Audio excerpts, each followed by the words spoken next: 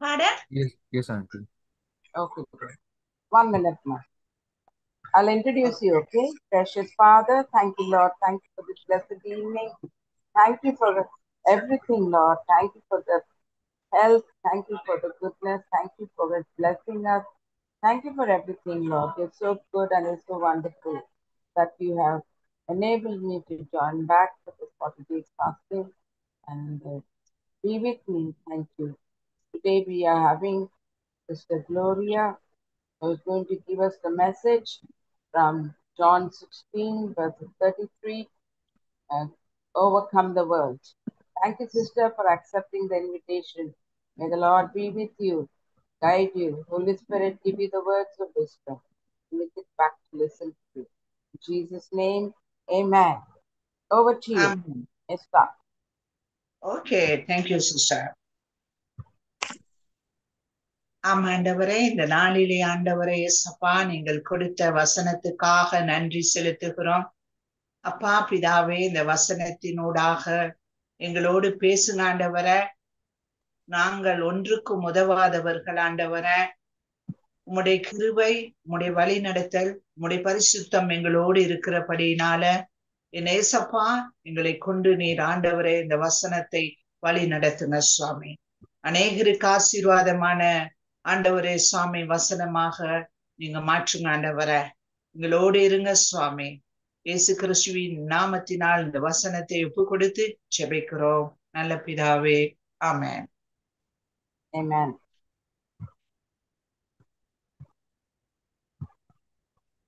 இன்றைய நாளிலே நாங்கள் பார்க்க போகிற வசனம் யோவான் 16ஆம் அதிகாரம் 33வது வசனம். என்னிடத்தில் உங்களுக்கு சமாதானம் உண்டாயிருக்கும் பொருட்டு இவைகளை உங்களுக்கு சொன்னேன். உலகத்தில் உங்களுக்கு உபத்திரவம் உண்டு, ஆனாலும் திடன் கொள்ளுங்கள், நான் உலகத்தை ஜெயித்தேன் என்றார். இந்த வசனத்தினூடாக நாங்கள் இன்றைய நாளிலே பார்க்கிறோம், சமாதானத்தின் தேவன் எங்களுக்கு சமாதானத்தை கொடுத்திருக்கிறார். அந்த சமாதானமானது எங்களுடைய வாழ்க்கையில நிலைவரமானது, அது அற்று போகாதது, அது குறையாதது, அது நாளுக்கு நாள் அந்த சமாதானம் எங்களுக்குள்ளாக வளர்ச்சி அடைகிறது. எப்படி வளர்ச்சி அடைகிறது? நாங்கள் ஒரு மரத்தை நாட்டினால் அந்த மரத்துக்கு என்னென்ன பசலைகள் நீர்கள் ஊற்றி அந்த மரமானது எப்படி வளர்கிறதோ அதே போல அந்த சமாதானத்தின் தேவன் நாங்கள் இயேசு கிறிஸ்துவுக்குள்ளாக அவருடைய வசனத்துக்கு கீழ்ப்படிந்து அவருடைய பிள்ளைகளாக நாங்கள் வாழும் பொழுது அவர் இந்த சமாதானத்தை நாளுக்கு நாள் எங்களுக்குள்ளாக வளர்ச்சி அடைய செய்கிறார். அப்ப இந்த சமாதானம் எங்களுக்குள்ளாக நிலைத்திருக்கிறது. குன்றாமல், அழியாமல், குறையாமல் இந்த சமாதானம் எங்களுக்குள்ளாக நிலைத்திருக்கிறது. ஆனாலும் நாங்கள் ஒரு சில காரியங்களிலே தவறு விடுகிறோம். நாங்கள் சமாதானத்தை இழந்த நேரத்திலே, அதாவது எங்களுடைய மனக்குழப்பங்கள் அல்லது எங்களுடைய உறவினர்கள் மரித்து போனால் அல்லது எங்களுடைய சொத்துக்களை இழந்து போனால் அல்லது எங்களுக்கு ஏதாவது ஒரு பிரச்சனையிலே எங்களுடைய சமாதானம் குன்றி இருக்கும் பொழுது நாங்கள் யாரை நாடுகிறோம்? ஒரு சிலர் ஆண்டவரை நாடி அதை குறித்து சமாதானத்தை பெற்றுக் கொள்கிறார்கள். ஆனாலும் அநேகர் என்ன செய்கிறார்கள்? உற்றாரிடம், நண்பரிடம், பெற்றோரிடம், பிள்ளைகளிடம் இந்த சமாதானம் இல்லாததை குறித்து அவர்கள் இழந்ததை, அவர்களுடைய பிரச்சனைகளை அவர்களிடம் சொல்லும் பொழுது அவர்கள் சொல்லுவார்கள், பயப்படாதே மகளே அல்லது பயப்படாதே மகனே, நான் உனக்கு உதவி செய்வேன். உன் கடன் 2 லட்சமா, நான் உனக்கு 1 லட்சத்தை தருகிறேன். நீ பயப்படாமல் இரு, இந்த கடனை கட்டுவதற்கு நாங்கள் உதவி செய்கிறோம், எங்களால் முடிந்த உதவியை நாங்கள் செய்கிறோம். அல்லது யாராவது இழந்து மரித்த வீட்டில் அவர்கள் சொல்லுவார்கள், எல்லாருக்கும் நடக்க வேண்டிய காரியம் தான் நடந்திருக்கிறது, நீங்கள் ஒன்று யோசிக்க வேண்டாம். எந்த தனிமையை குறித்து, எந்த உங்களுடைய பொருளாதார குறித்து நீங்கள் கவலைப்பட வேண்டாம். நாங்கள் ஏற்ற அளவிலே நாங்கள் உதவி செய்வோம் என்று அந்த நேரத்திலே அந்த ஆறுதலான வார்த்தையை சொல்லி அவர்கள் போய்விடுவார்கள். ஆனால் நாளடைவிலே அவர்கள் இந்த நபர் அவர்களிடம் தொடர்பு கொள்ளும் பொழுது அவர்கள் என்ன சொல்வார்கள், இப்பொழுது உங்களுடைய கடனை கட்டுவதற்கு என்னிடத்தில் பணம் இல்லையே, எனது பிள்ளைகள் எனக்கு வேண்டாம் என்று சொல்லுகிறார்களே, அப்படி என்று ஒரு சாக்கு போக்கான வார்த்தைகளை இவரிடமாக சொல்லிவிடுவார்கள். அப்பொழுது இந்த சமாதானம் என்னமாகிறது, குலைச்சல் ஆகிறது. அப்ப இந்த சமாதானம், மனிதர்கள் கொடுக்கிற சமாதானமானது அந்த நேரத்திலே பொய்யான ஒரு சமாதானமாக இருக்கும். ஒரு சிலர்கள் இப்படியான வாக்குறுதியை நிறைவேற்றுவார்கள். ஆனாலும் பெரும்பாலானோர் இந்த வாக்குறுதிகளை நிறைவேற்றுவதில்லை. ஆகவே நாங்கள் ஆண்டவருக்குள்ளாக இந்த சமாதானத்தை பற்றி நாங்கள் பார்ப்போமானால், ஏசாயா 66ஆம் அதிகாரம் 12வது வசனம் பாருங்கள். இப்படி சொல்லுகிறது, நம்முடைய பிதாவாகிய இதோ நான் சமாதானத்தை ஒரு நதியை போலவும் ஜாதிகளுடைய மகிமையை புரண்டு ஓடுகிற ஒரு ஆற்றை போலவும் அவளிடமாக பாய செய்வேன். அப்பொழுது நீங்கள் முளைப்பால் குடிப்பீர்கள், இடுப்பில் வைத்து சுமக்கப்படுவீர்கள், முழங்காலில் வைத்து தாளாட்டப்படுவீர்கள் என்று வேதம் சொல்லுகிறது. அப்ப ஒரு குழந்தைக்கு ஒரு தாயினுடைய தாய் அந்த குழந்தைக்கு முளைப்பால் கொடுக்கிறார், இடுப்பில் வைத்து சுமக்கப்படுகிறார், முழங்காலில் வைத்து அழுகிற பொழுதெல்லாம் வைத்து தாளாட்டப்படுகிறார். அப்பொழுது அந்த குழந்தை வளர்ந்து பெரிய ஆளாக மாறுகிறது. அப்ப நம்முடைய தேவனும் ஆண்டவர் என்ன சொல்லுகிறார், இந்த நதியானது வறட்சி காலங்களில் மாத்திரமே அந்த நதியிலே நீர் ஓடைகள், அதாவது நீர்கள் வற்றி போகலாம். ஆனாலும் சம்பூர்ணமாக வறண்ட நிலைமைக்கு நதி மாறாது. எப்பொழுதுமே நதி பாய்ந்து கொண்டே இருக்கும், நீரானது பாய்ந்து கொண்டே இருக்கும். அப்ப நம்முடைய ஆண்டவர் இந்த சமாதானத்தை எதற்கு ஒப்பிடுகிறார், ஒரு நதிக்கு ஒப்பிடுகிறார். நதி எப்படி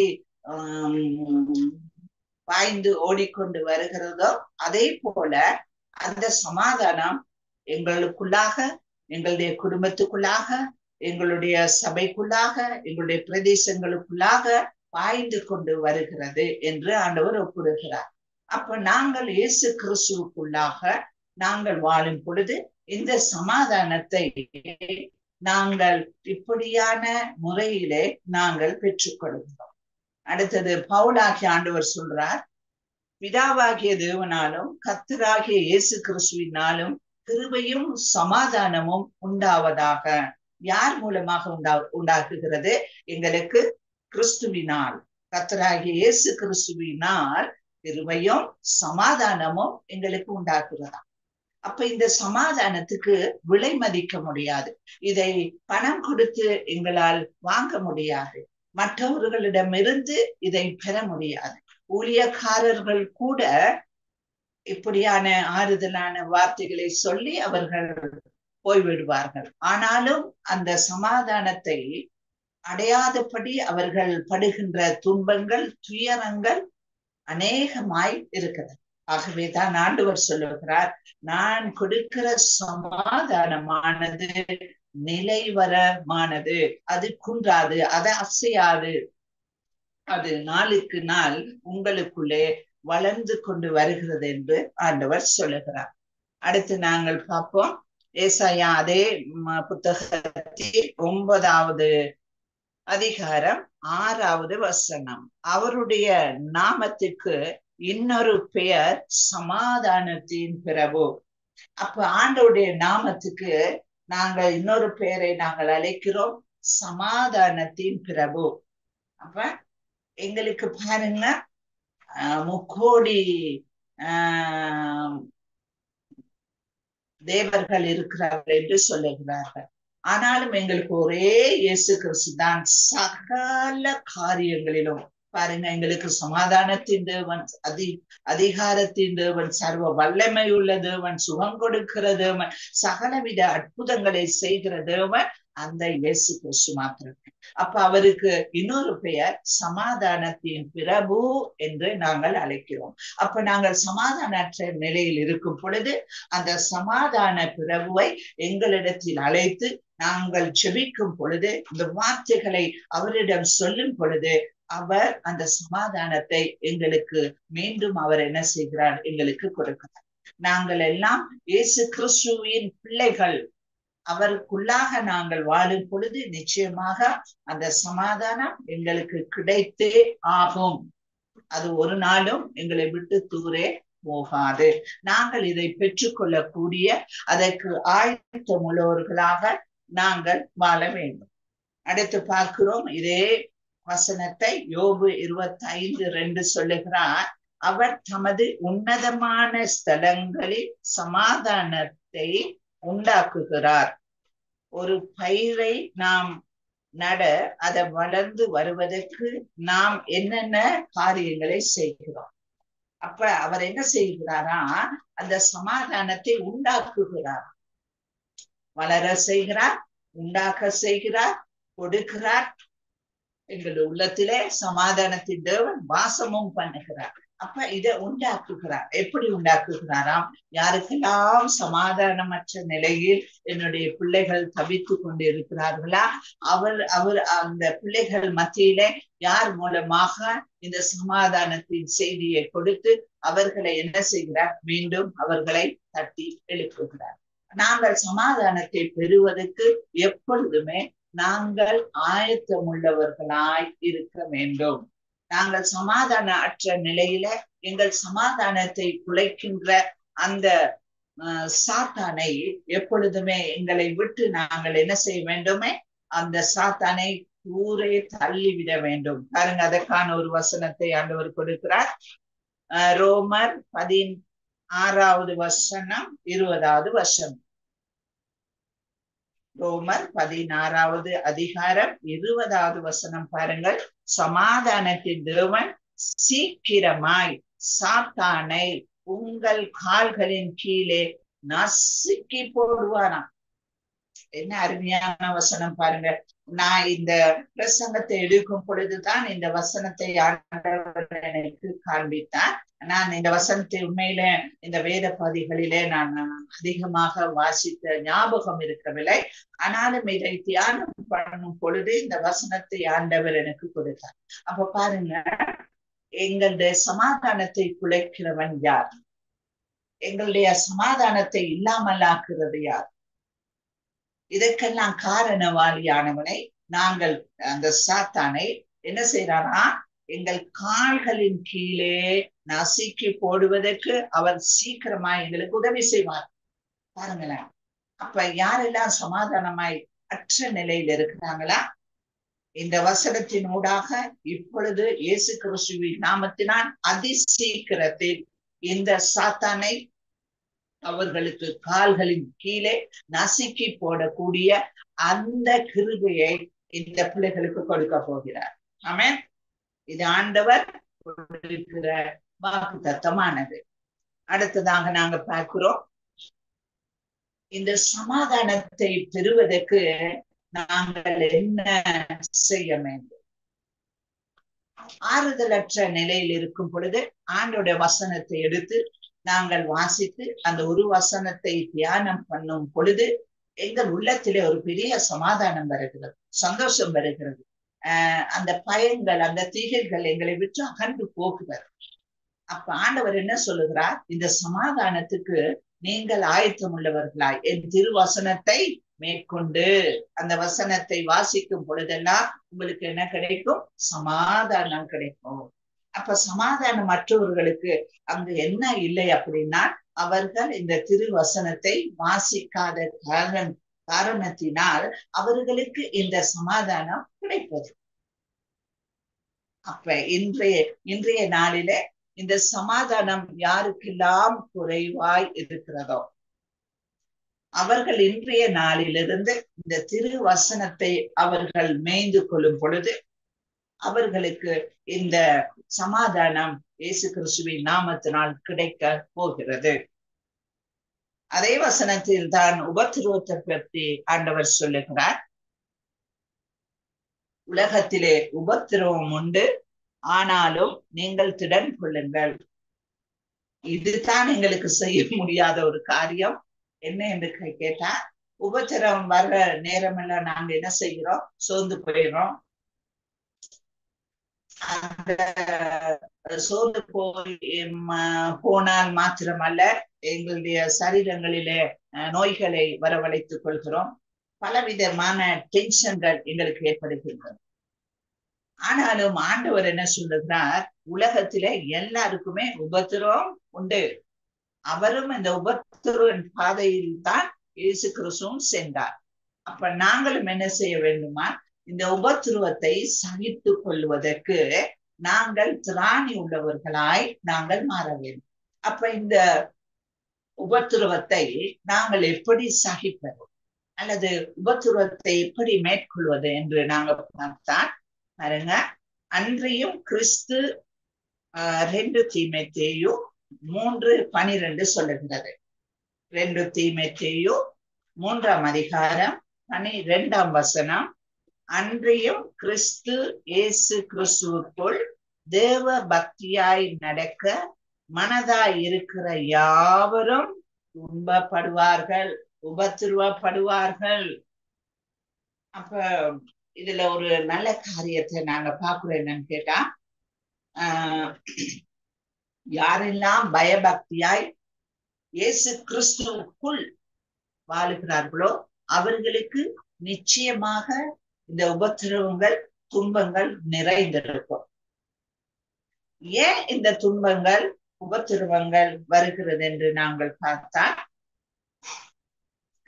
யாரெல்லாம் ஜெபிக்காதபடி, ஒரு நிமிடம் கூட முழங்காலில் இருந்து ஜெபிக்காதபடி, யாரெல்லாம் வார்த்தைகளை வாசிக்காதபடி ஆலயத்திலே சென்று அவர்கள் அமர்கின்ற அந்த ஆசனத்தை அவர்கள் சூடாக்கி அந்த ஆலயத்துக்கு சென்று கூட பக்தியாய் அவர்கள் வணங்காதபடி இருக்கிறார்களோ, பிசாசானவன் அவனை பரிசோதிக்கும் பொழுது அவனுக்கு ரொம்ப சந்தோஷமாக இருக்கும்.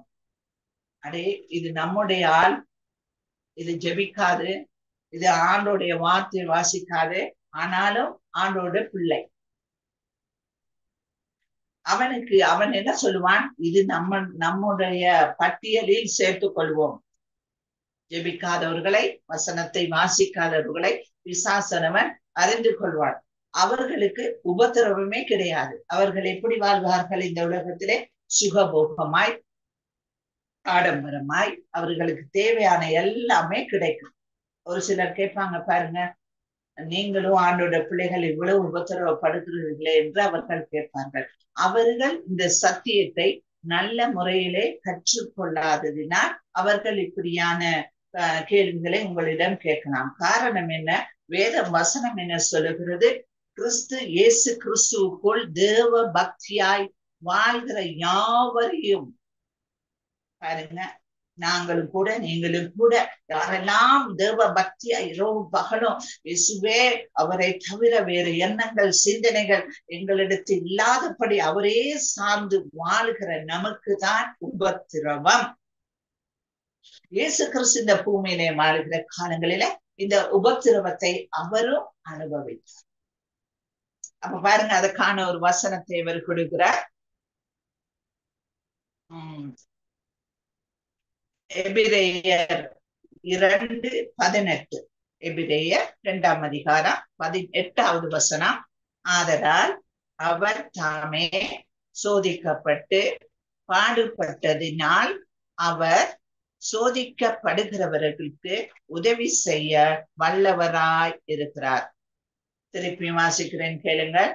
ஆதலால் அவர் தாமே சோதிக்கப்பட்டு பாடுபட்டதினால் அவர் சோதிக்கப்படுகிறவர்களுக்கு உதவி செய்ய வல்லவராய் இருக்கிறார். அப்ப நாங்க என்ன செய்யறோம்? உபத்திரம் வந்தோடனே அவரை நாங்க இன்னும் கிட்டி சேராம அந்த உபத்திரவுல இருந்து கொஞ்சம் விலகி. ஒரு சிலர் அத உபத்திரம் வந்தாலும் பரவாயில்ல, நான் முன்னோக்கியே செல்வேன், பின்னோக்கியே மாட்டேன், நான் திரும்பியே பார்க்க மாட்டேன் அப்படின்னு அவர்கள் இன்னும் ஆண்டவரோடு சேரும் பொழுது இந்த உபத்திரவத்திலே ஆண்டவர் எங்களுக்கு உதவி செய்ய வல்லவராயிருக்கிறார். அப்ப நாங்கள் சோதனைகளை குறித்து கவலையே பட தேவையில்லை, பயப்படவே தேவையில்லை. சோதனை வர வர நாங்கள் அதை சகித்துக் கொள்வதற்கு திராணி உள்ளவர்களாய் நாங்கள் இருக்கோம். ஜெபத்திலே உறுதியாய் இருக்க வேண்டும். ஜெபத்திலே உறுதியாய் மனதாய் இருக்கிற யாவரும் அவர் என்ன சொல்றார்? சமாதானத்தை கொடுப்பேன்னு சொல்லுவோம். அப்ப நாங்க ஜெபத்திலே உறுதியாய் இருக்கும் பொழுது இந்த சமாதானத்தின் தேவன் எங்களுக்கு இன்னும் அவர் இந்த காரியங்களிலே உதவி செய்ய வல்லவராய் இருக்கிறார். நாங்கள் எப்படி இந்த உபத்திரவத்தை சகித்துக் கொள்வோம்? உபத்திரம் வரும் பொழுதெல்லாம் எங்களால் இதை சகித்துக் கொள்ள முடியவில்லை ஆண்டவர். அதற்கு என்ன காரணம்? ஆண்டவர் சொல்லுகிறார், ஒன்றுக்கும் கவலைப்படாமல் எல்லாவற்றையும் குறித்து கூடிய ஜெபத்தினாலும் ஸ்தோத்திரத்தினாலும் வேண்டுதனாலும் தேவனுக்கு தெரியப்படுத்துங்க. ஆண்டவருக்கு நீங்க சொல்லுங்கப்பா, நான் இருக்கிறேன் உங்களுக்கு உதவி செய்ய. காரியத்தை இயேசுவின் நாமத்தினால கேளுங்கன்னு ஆண்டவர் சொல்ல. அவங்க என்ன சொல்லுவாங்க? உபத்திரவ மத்தியில தான் நாங்க இன்னும் என்ன செய்யணுமா? எழும்பணுமா? நான் உபத்திரவப்பட்டது நல்லது. சங்கீதம் 119 அதிகாரம் 71 சொல்லுகிறது, நான் உபத்திரவப்பட்டது நல்லது, ஏனெனில் உமது பிரமாணங்களை கற்றுக்கொள்ளுகிறேன். அப்ப உபத்திரவப்படதான் இந்த ஆண்டோட வார்த்தைக்குள்ளாக நாங்க என்ன செய்வோம்? சென்று கொண்டே இருப்போம். அப்பொழுதுதான் அவருடைய வார்த்தைகளை நாங்க கூடுதலா வாசிப்போம். சோதனை வர வர வர, பிரச்சனை வர வர, கஷ்டம் வர வர, ஆண்டவரே நான் எந்த இடத்துல பிழை விட்டேன், எந்த இடத்துல தவறு செய்யணும், ஆண்டவரே எனக்கு அதை சுட்டி காட்டினன்னு சொல்லி நாங்க திருப்பி என்ன செய்வோம்? முழங்காலில இருந்து அவருடைய வசனத்தை வாசி இன்னும் அவரை இருக பிடித்துக் கொள்ளும். அப்பொழுது இந்த உபத்திரவம் எங்களை விட்டு என்ன செய்கிறது? நீங்குகிறது. ஆனாலும் சாத்தான் எங்களை சோதிக்க வருகிற நேரத்தில் எல்லாம் எங்களுக்கு உதவி செய்யக்கூடியவர் ஒருவர் இருக்கிறார். அவர் தான் இயேசு கிறிஸ்து. அவரை தான் நாங்க இருக பிடிச்சு கொள்ளணும். அவரை இருக பிடிச்சு கொள்ளும் பொழுது சோதனைக்காரன் எங்களை என்ன வித சோதனைக்கு படுத்தினாலும் அவனால் வெல்ல முடியாது.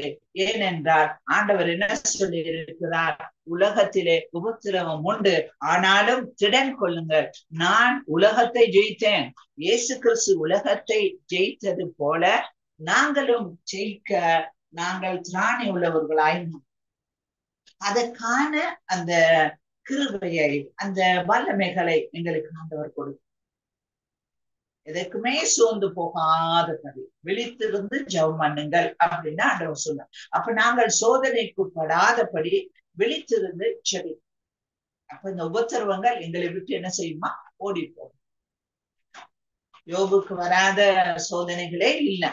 ஆனாலும் அந்த விசுவாசத்துல அவர் என்ன நிலைத்திருந்தபடியினால அந்த ஆசீர்வாதங்கள் எல்லாம் அவருக்கு பன்மடங்காக 100 மடங்காக ஆண்டவர் கொடுத்தார். அதே போலதான் எங்களுக்கும் ஆண்டவர் என்ன சொல்லுகிறார்? உபத்திரவப்பட நாங்கள் துயரப்பட நாங்கள் என்ன செய்கிறோம்? பொன்னாக விளங்குகிறோம். பாருங்க, அதுக்கு ஒரு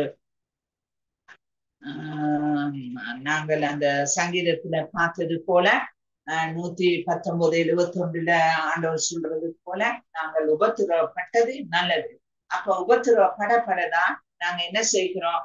ஆண்டவருடைய வார்த்தைக்குள்ளாகவும் செல்லுகிறோம். நாங்கள் என்ன செய்கிறோம்? ஜெபித்து விழித்திருந்து ஜெபிப்பதிலும் உபவாசத்திலிருந்து ஜெபிப்பதிலும் இன்னும் எங்களை ஊக்குவிக்கிறார் ஆண்டவர். அப்பொழுது பிசாசானவன் என்ன செய்வான்? எங்களை விட்டு ஓடி போவான்.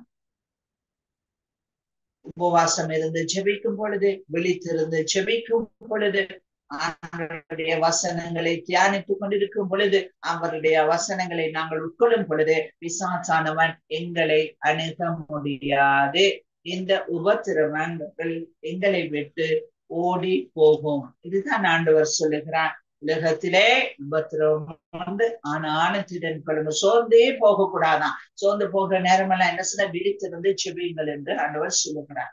இந்த காலகட்டத்திலே நாங்கள் எப்படி ஆயத்தம் உள்ளவர்களாய் இருக்க வேண்டும்? அதிகாலையில எழும்பி நாங்கள் எங்களுடைய நேரத்தை முதல் மணி நேரத்தை இயேசப்பாவுக்கு நாங்கள் கொடுக்கும் பொழுது அவர் எங்களை என்ன செய்கிறார்? பலவித உபத்திரவங்களிலிருந்து, சோதனைகளிலிருந்து, பிசாசின் பிடியிலிருந்து, நோய்களிலிருந்து, கஷ்ட நிலையிலிருந்து, எல்லாவற்றிலிருந்து எங்களுக்கு விடுதலை கொடுக்கும். இதை செய்ய நாங்கள் ஆயத்தப்பட வேண்டும். நாங்கள் 3 மணிக்கு எழும்ப யோசிப்போம், ஆனாலும் எழும்ப முடியாமல் போகிறது. காரணம் என்ன? நாங்கள் சோதனையை ஜெயித்து விடுவோம் என்ற பயம் பிசாசனுக்கு இருக்கிறது. ஆகையினால் அவன் என்ன செய்வார்? 3 மணிக்கு வேணா இன்னும் ஒரு அவர் தூங்கிட்டு 4 மணிக்கு எழும்பலாம் அப்படின்னு உங்களை என்ன செய்துவான்? மனசை மாத்திடுவான். அல்லது இப்பயே எழும்புனா தூக்கம் குறைந்தா உனக்கு நோய் வரும் அப்படின்னு ஒரு பயத்தையும் கொண்டு போட்டுருவோம்.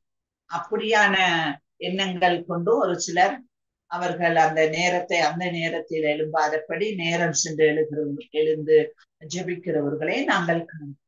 ஆனாலும் இந்த உபத்திரவத்திலிருந்து மேற்கொள்வதற்கு நாங்கள் விழித்திருந்து ஜெபிப்பதை ஆண்டவர் விரும்புகிறார்.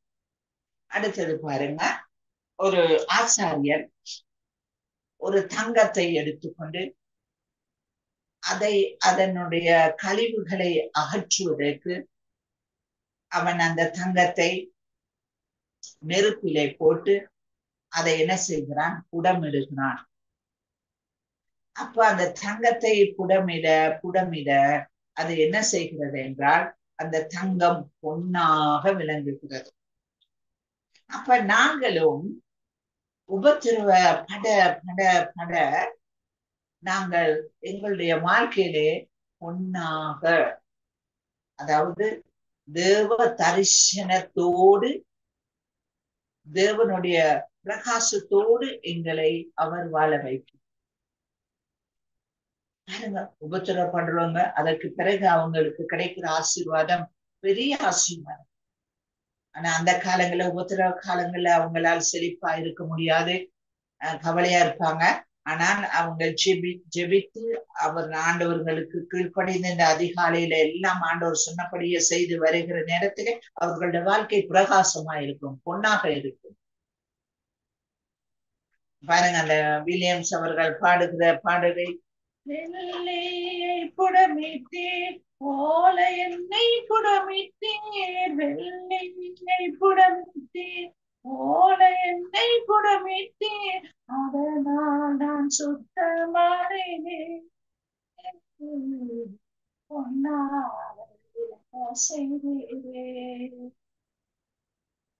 அதனால் நான் சுத்தமானேன்,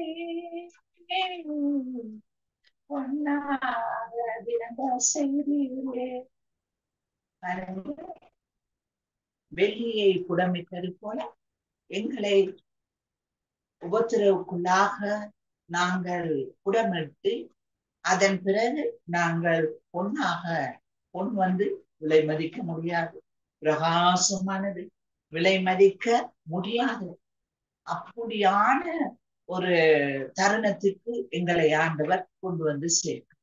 இதுதான் ஆண்டவர் கொடுக்கிற இன்றைய நாளிலே இந்த வார்த்தை.